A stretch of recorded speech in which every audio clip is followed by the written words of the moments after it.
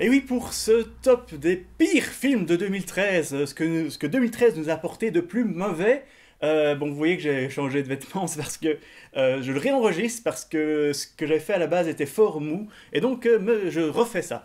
Très vite, un film dont j'ai oublié de parler, qui n'est pas dans les pires films, loin de là, c'est boum, The Last Stand avec Arnold Schwarzenegger, que j'ai vu donc assez tard, et il était bien, il est bien, il est bien, sans plus.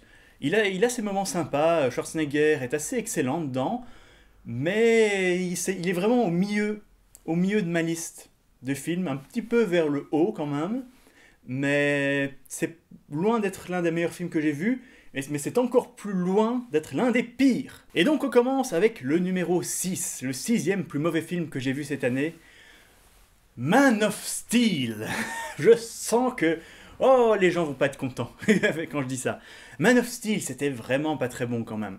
Euh, Qu'est-ce que je vais en dire? Donc déjà, à nouveau, on a fait une critique complète avec Nurgle. N'hésitez pas à aller la voir. Man of Steel, pourquoi c'est mauvais? C'est surtout une question de construction, une question de montage. Il était vraiment mal construit, la manière dont les flashbacks sont amenés, la manière dont on avance, on recule, on ne sait jamais très bien quel âge a Superman, à quel moment on est, qu'est-ce qui se passe, on ne comprend pas. C'est mal fait. Surtout pour un film de cette longueur, ça vraiment, je trouve ça perturbant. Et ça, c'est vraiment quelque chose que je n'ai pas aimé du tout. Une fois qu'on arrive à la fin, c'est plus clair, c'est beaucoup plus une ligne droite qui est beaucoup mieux faite. Et surtout, les méchants sont plus intéressants que Superman lui-même. Je ne suis pas un grand fan de Superman à la base, mais celui-là, l'acteur est bon. L'acteur qui joue Superman est bon. Mais franchement, je n'aime pas cette nouveauté dans les films de super-héros. Évidemment, ils ont fait ça avec Batman avant, qui veut qu'on ait des super-héros beaucoup plus dark. Il n'y a pas moyen. Lui enlever son slip ne rend pas Superman plus crédible. Je regrette. Ça reste une histoire de comics et vous, grand mania d'Hollywood, vous n'y changerez rien malheureusement. Bon, sinon, enfin, c'est pas un film franchement ennuyeux. C'est pour ça qu'il est loin d'être le pire que j'ai vu cette année. Mais j'ai pas envie de le revoir. Il a quelques bonnes scènes d'action, mais globalement, je trouve que c'est un film qui est assez inintéressant, qui apporte rien et qui est loin d'être l'un des meilleurs films de super-héros et qui est pas non plus l'un des meilleurs films Superman non plus. Enfin, c'est un film ambitieux qui n'arrive pas à la mesure de son ambition. Je crois qu'on pourrait dire ça. Je trouve que les films Marvel arrivent beaucoup plus à atteindre un juste milieu entre le côté comics et le côté cinéma, en fait. Et voilà, et donc c'est ça la conclusion. Un film qui a le cul entre deux chaises, qui est pas franchement ennuyeux, mais qui est pas franchement bien, loin de là, où personne ne transmet la moindre émotion dans ce film. Soit les personnages surjouent, soit ils sous-jouent.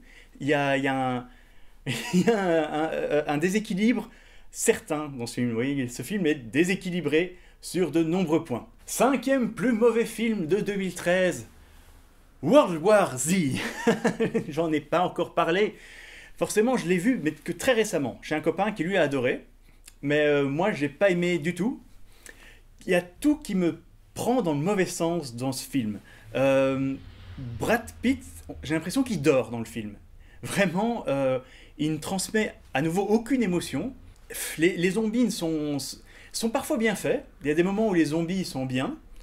C'est plus une histoire d'infectés que de zombies, même s'ils les appellent les zombies dans le film. On ne sait jamais très bien. Parfois, il dit qu'ils sont morts, parfois, on ne sait pas très bien, parfois, non. C'est plus une histoire d'épidémie que de zombies. Et heureusement, parce que si jamais je devais vraiment le prendre pour un film de zombies, là, je pourrais me mettre en colère, parce que j'ai pas aimé. C'est un mauvais film de zombies, qui est assez ennuyeux déjà, ce film. Je trouve qu'il se passe pas grand-chose d'intéressant, qui a des moments totalement irréalistes, comme quand l'avion se crache et qu'il en sort quasi indemne. c'est c'est c'est pas un film. Ça aurait été dans un film pur, gros film d'action bête. Je l'aurais accepté. Mais ce film se veut beaucoup plus, se veut beaucoup plus ambitieux que ça. C'est pas, on sent qu'ils n'ont pas voulu faire un film dans lequel on se débranche son cerveau. Et pourtant, c'est ça. C'est Ça ressemble plus à ça qu'à un film sérieux. Enfin, il est mal fait, ce film, globalement. Les personnages sont totalement dénués d'intérêt. Comme je disais, le jeu d'acteur est très plat. On s'attache à aucun personnage. Même le personnage principal de Brad Pitt, on sait rien de lui. Vraiment. Non, non, y a rien d'intéressant dans ce film. Je comprends pas. Allez, ah, si, bon, il y a quelques scènes qui le sortent un petit peu du lot. J'aime bien l'idée d'accrocher juste des journaux autour de ses bras pour se protéger des morsures. Ça, je trouve que c'est une bonne idée, quelque chose qui pourrait être repris plusieurs fois. J'ai pas lu le bouquin, mais je sais que ça n'a à peu près rien à voir avec le bouquin, qui lui n'a pas de personnage principal. Mais voilà, c'est un film dont je n'attendais pas grand-chose. Je sais que Goldo l'a détesté aussi. Et je n'ai pas été déçu parce que je n'en attendais pas grand-chose. Maintenant, World War Z. Est-ce que je le conseillerais à certaines personnes? Non, même pas. Dans le genre, 28 jours plus tard est beaucoup mieux. Dans le même genre, 28 jours plus tard est beaucoup mieux. Et pourtant, je ne suis pas un grand fan de 28 jours plus tard. Mais il est déjà beaucoup plus intéressant. Et c'est un petit peu la même idée. Un des problèmes de ce film, dans son scénario, c'est que on a du mal à voir ce qui se passe. D'autant plus qu'on rencontre des personnages, on laisse tomber. On rencontre des personnages, on les laisse tomber. L'histoire du scientifique virologue, je crois, qui, qui se tire lui-même dans la tête sans le faire exprès. C'est complètement débile. Ça marche pas dans un film. Tu peux pas préparer, tu peux pas amener ça comme ça dans un film. Bien sûr que ça peut arriver, bien sûr que c'est possible, mais tu ne peux pas amener ça directement comme ça dans un film. Tu dois alors présenter le personnage comme étant très maladroit. Tu dois avoir une petite histoire, tu dois préparer ce moment parce que sinon il semble trop gros. C'est pas parce que c'est possible que c'est crédible. Et donc, dans ce film, on va à un endroit, on fait une enquête, et on dit ah tiens, mais il faut rencontrer telle personne qui est à tel endroit. On fait une enquête, et puis ah non, on doit aller à tel endroit. Alors les décors sont chouettes, parce que rien que le survol de Jérusalem, ce genre de truc, c'est assez chouette. Mais c'est pas un scénario de film, ça. C'est un scénario de jeu de rôle. Dans un jeu de rôle, ça marche. Tu fais comme ça, tu envoies les joueurs à un endroit, ils font quelques combats, ils font une enquête, ah, ça les amène à tel autre endroit. Ça marche dans un jeu de rôle, dans un film, ça marche pas. Donc World War Z, non. Non, vraiment, vraiment pas, non. Quatrième plus mauvais film de 2013, R.I.P.D. Encore un semi-blockbuster, enfin encore un film américain, un gros budget, et encore une belle merde. Donc on a fait une critique complète que vous pouvez aller voir ici. Mais R.I.P.D. c'est juste que c'est un film qui n'arrive pas à être ce qu'il voulait être. Évidemment, encore une fois, on fait les comparaisons à Men in Black, à Ghostbusters.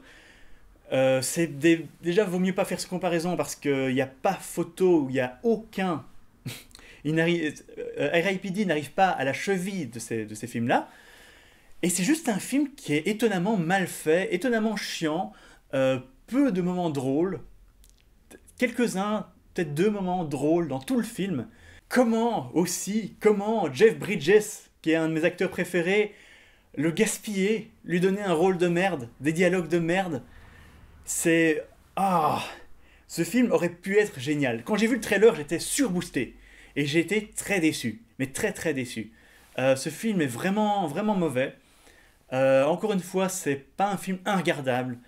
C'est juste un film monstrueusement médiocre et très facile à oublier. Honnêtement, là, après, quelques mois plus tard, je me souviens presque plus de rien. Oh tiens, je viens de me rappeler qu'il y avait Kevin Bacon dedans. Kevin Bacon est toujours agréable à regarder, mais il a un rôle de merde. Le scénario est nul.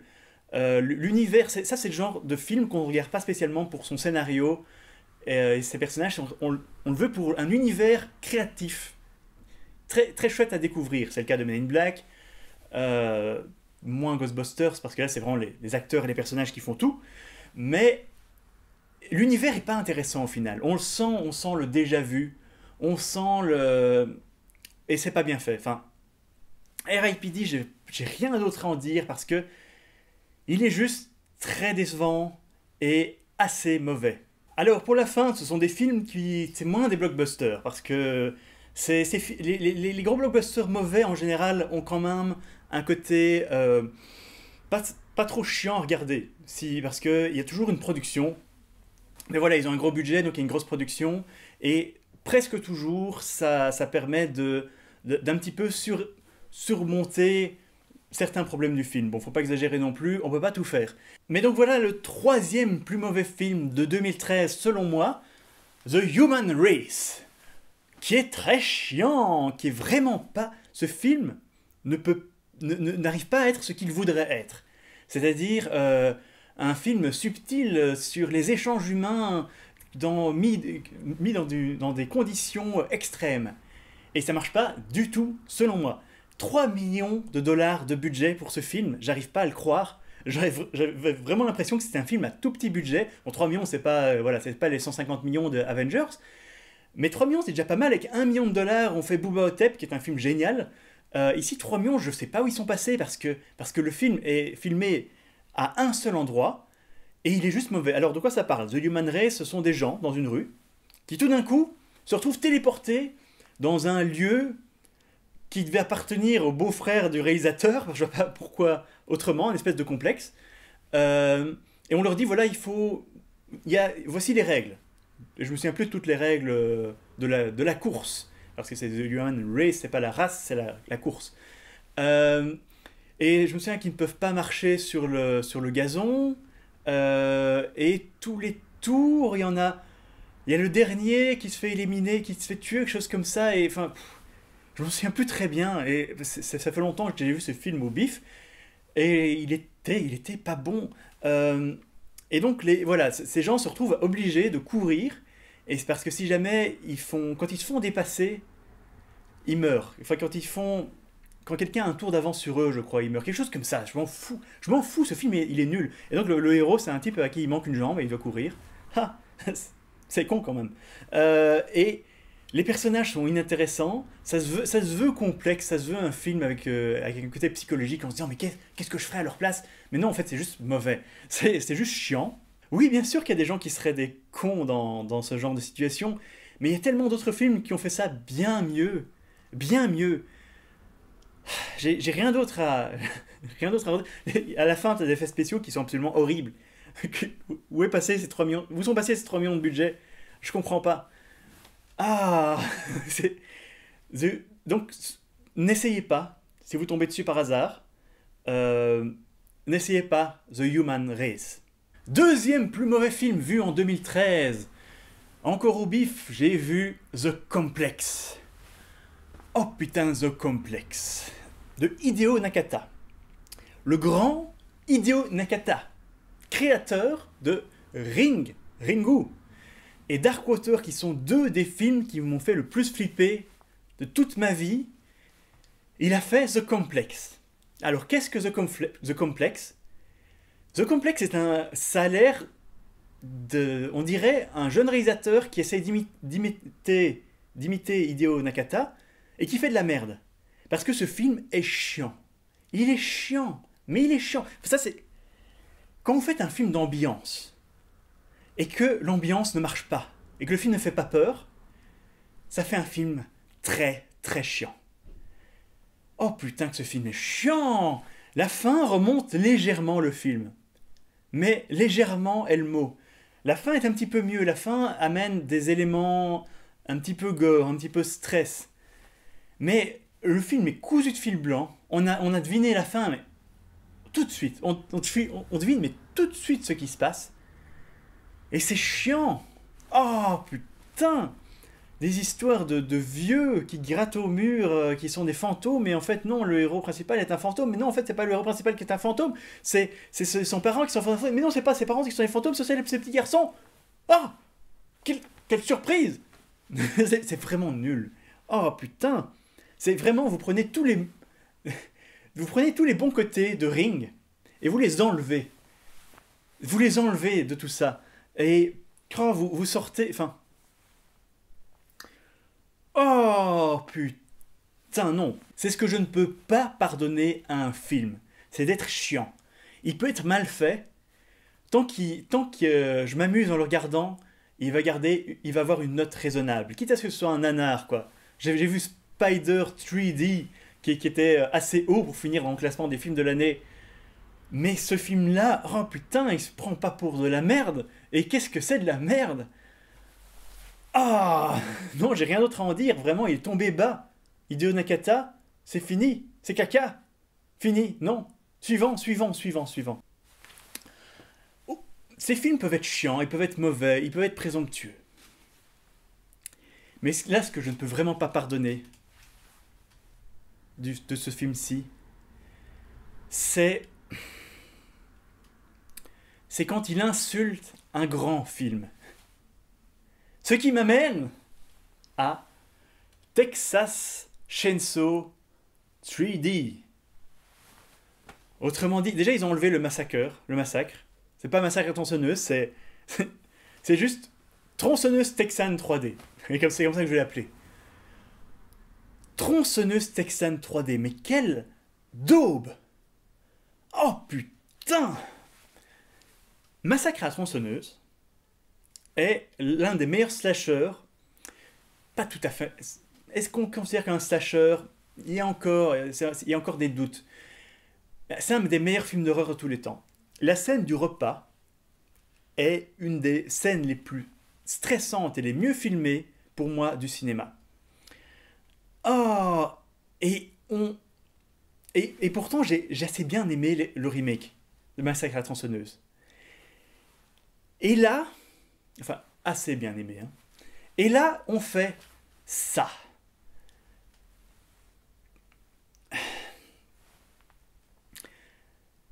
Tronçonneuse texane 3D se veut une suite du vrai premier film. Et c'est ça qui le rend encore plus insultant. Parce que ça n'a aucun sens. Ça n'a aucun sens. Encore une fois, c'est un film que j'ai vu il y a longtemps, je l'ai vu au bif. Donc je vais essayer de me rappeler, mais les acteurs sont horriblement mauvais. On les dirait sortis d'un soap opéra série télé de merde. Il y a quelques... Seul point positif, il y a peut-être 2 scènes qui sont... 2 effets spéciaux de tranchage de bras ou de tranchage ou quoi que ce soit qui sont assez bien faits. C'est la seule chose qu'on peut rattraper. Les acteurs sont mauvais, le scénario est horrible. Oui, ceux qui ont fait ce film ont vu l'original. Et ils ont décidé de changer la fin, mais bien sûr, mais prenons la fin de l'original et on la change. On sort des personnages de son cul, bien sûr. Le reste de la famille, d'où ils sortent, on sait pas. Oh, et le bébé, qui est évidemment la fille de Leatherface. Bien sûr, on peut faire ça, on peut prendre un classique et changer la fin. De toute façon, on s'en fout, le public qui va voir Tronçonneuse Texane 3D, il n'a pas vu l'original, bien sûr, donc qu'est-ce qu'on s'en branle? Moi, je l'ai vu l'original, et je peux vous dire qu'il est bien meilleur que votre film de merde. Ah putain, comme ce film m'a insulté. Ah. Et donc oui, il y a le reste de la famille, hein, on ne sait pas d'où ils sortent, il y a la fille de Leatherface, oh, on se demande bien qui ça va être. Oh, ça peut pas être l'héroïne. Et donc le film se passe, allez, une vingtaine d'années après l'original. Une vingtaine d'années après l'original. Oui, qui était dans les années 70. Et ce film se passe en 2013. Peut-être 2012, disons. En tout cas, ils ont des téléphones modernes. Et donc, qu'est-ce qui s'est... Comment... Ou alors peut-être qu'on m'a rien dit et que la fille a 40 ans. Ça, c'est possible. Oui, peut-être que la fille, elle a 40 ans et elle en a l'air d'avoir 18. Bon, disons 25. Mais c'est n'importe quoi. Oh, ce film fait ce qu'il veut de Massacre à la tronçonneuse original. Et je déteste ça. Si vous faites une suite, respectée. Et voilà. Et si au moins, si c'était un bon film. Parce qu'il y a d'autres films qui changent des éléments comme ça. Mais si c'est un bon film, c'est pardonnable. Et là, c'est un très mauvais film. Il est nul. Il n'apporte rien. Les personnages sont nuls. Comme je dis, il y a peut-être 2 scènes de bien foutues d'un point de vue effets spéciaux. Et tout le reste est vraiment à mettre à la poubelle. Et ce film, ne le regardez pas. C'est pas l'un des pires films que j'ai vu dans ma vie. Je crois que j'ai pu éviter ça cette année, 2013. Mais c'est un horrible film quand même. Et la plupart des remakes de slasher sont mieux que ce film. Alors que celui-là se veut vraiment dans la continuité de l'original. Ah putain. Bon, je vous le remontre, hein, juste comme ça. Texas Chainsaw 3D. La tronçonneuse texane 3D. Si on sait pas qu'il y a un massacre, eh ben, on pense que c'est juste un type qui coupe des arbres au Texas. Oh non, putain, ce film était mauvais. Oh. Donc voilà, vous avez mes 6 pires films de 2013. J'espère que 2014 sera meilleur. Parce que quand même, j'ai vu beaucoup de merde. Bon, bon, là-dessus, je crois que c'est tout. Et donc, encore une fois, je vous renvoie vers, vers mes nouvelles vidéos, l'envers du raccord, premier envers du raccord sur les 3 films Je suis une légende, comparaison, lequel est le meilleur. Ensuite, l'OVNI du cinéma de cette semaine sur le loup-garou, la nuit du loup-garou, film Hammer de loup-garou, ce qui nous change un petit peu d'Universal. Et évidemment, les 2 vidéos, si jamais vous n'avez pas encore vu la vidéo du meilleur de 2013, vous pouvez aussi la trouver ici. Et donc, abonnez-vous à cette nouvelle chaîne, s'il vous plaît. Et sinon, on continue à nous suivre sur la chaîne Gilus ZG ou sur Zone Geek, comme toujours. Et là-dessus, eh ben, j'ai plus qu'à vous dire bye bye bye bye.